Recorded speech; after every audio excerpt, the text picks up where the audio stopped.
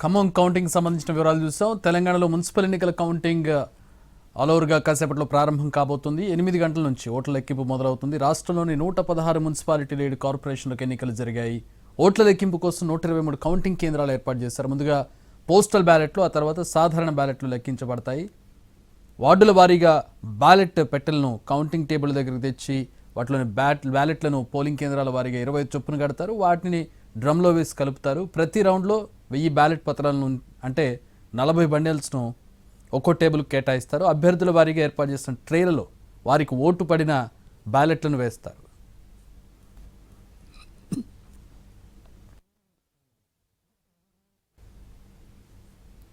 నల్గొండలో కౌంటింగ్ ఏర్పాట్లకు సంబంధించి మా ప్రతినిధి విజయభాస్కర్ మరిన్ని వివరాలు అందిస్తారు. విజయభాస్కర్,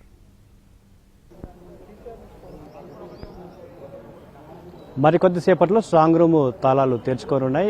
అభ్యర్థులు లేదంటే అభ్యర్థుల తరఫున ఏజెంట్ సమక్షంలో స్ట్రాంగ్ రూమ్లు ఓపెన్ కానుంది. దీనికి సంబంధించి ఈరోజు జరిగే కౌంటింగ్ సంబంధించి అధికార యంత్రాంగం అన్ని ఏర్పాట్లు చేసింది. ఉమ్మడి నల్గొండ జిల్లాలో మొత్తం 17 మున్సిపాలిటీలకు ఒక కార్పొరేషన్కు ఎన్నికలు జరిగాయి. 407 సంబంధించిన మొత్తం 359 వార్డులకు 48 డివిజన్లకు ఎన్నికలు జరిగాయి. దీనికి సంబంధించి కౌంటింగ్ అన్ని ఏర్పాట్లు చేశారు. ఉమ్మడి నల్గొండ జిల్లాలో మొత్తం 5 కౌంటింగ్ కేంద్రాలు ఏర్పాటు చేశారు.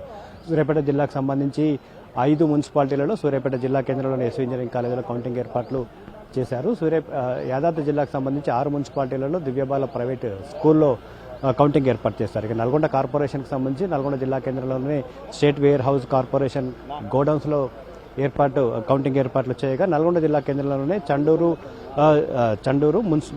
చిట్యాల, దేవరకొండ మున్సిపాలిటీకి సంబంధించి 3 మున్సిపాలిటీలకు ఒక కౌంటింగ్ కేంద్రం ఏర్పాటు చేయడంతో పాటు మిర్యాలగూడలో మరొక కౌంటింగ్ కేంద్రం ఏర్పాటు చేశారు. మిర్యాలగూడ, హాలియా, నందికొండ మున్సిపాలిటీకి సంబంధించి కౌంటింగ్ జరగనుంది. మొత్తం అన్ని వార్డులకు సంబంధించి ఒకేసారి కౌంటింగ్ ప్రక్రియ ప్రారంభం కానుంది.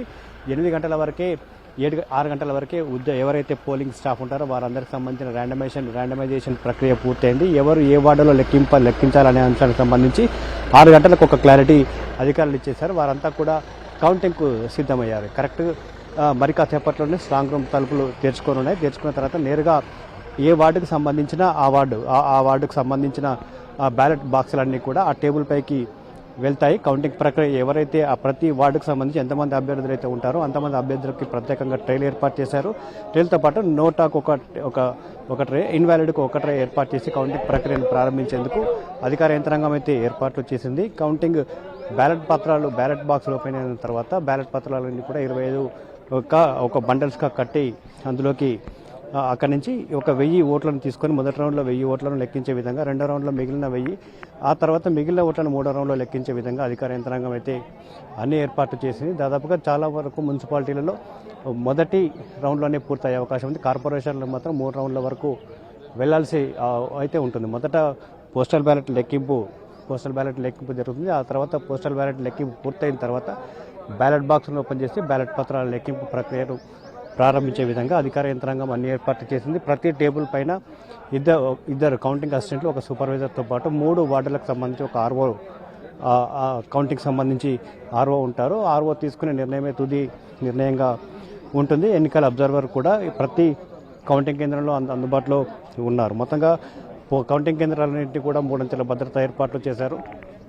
3 అంచెల భద్రత ఏర్పాటు చేయడంతో పాటు అభ్యర్థులు కావచ్చు, పోలింగ్ ఏజెంట్లు కావచ్చు, కౌంటింగ్ ఏజెంట్లు మాత్రమే లోపలికి కౌంటింగ్ జరిగే ప్రాంతానికి అనుమతిస్తున్న పరిస్థితి చాలా స్పష్టంగా కనపడతా ఉంది. దాదాపుగా 9:30 నుంచి కౌంటింగ్ సంబంధించిన ఫలితాలు వచ్చే అవకాశం ఉంటుంది. 11:30 లేదంటే 12 గంటల వరకు మొత్తం ఉమ్మడి నల్గొండ జిల్లాలో ఉన్న 17 మున్సిపాలిటీలు ఒక కార్పొరేషన్కి సంబంధించిన కౌంటింగ్ ప్రక్రియ అయితే పూర్తయ్యే విధంగా అధికార యంత్రాంగం అన్ని ఏర్పాట్లు చేసింది. ఎక్కడ కూడా ఎలాంటి ఇబ్బందులు తలెత్తకుండా ఇటు ర్యాండమైజేషన్ ప్రక్రియ పూర్తి చేశారు. 3 అంచెల భద్రత కూడా ఏర్పాటు చేశారు. Chakri. All right, thanks for the updates Vijayabhaskar.